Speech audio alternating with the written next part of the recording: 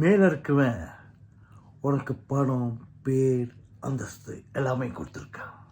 அதை வச்சுட்டு நீ கீழே இருக்கிறவங்கள அடிமையாக்கணும்னு நினச்சா அவன் என்ன செய்வான்?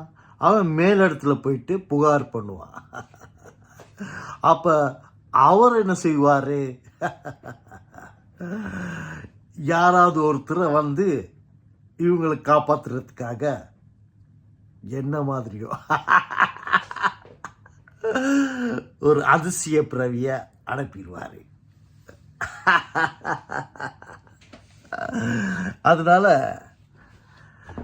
எப்பயுமே நம்மகிட்ட இருக்கிறத வச்சுட்டு நம்ம விளையாடக்கூடாது கண்ணா. மற்றவங்களை வச்சு ப்ளே பண்ணக்கூடாது. ஏன்னா அவனுக்கும் மேலே அப்பனும்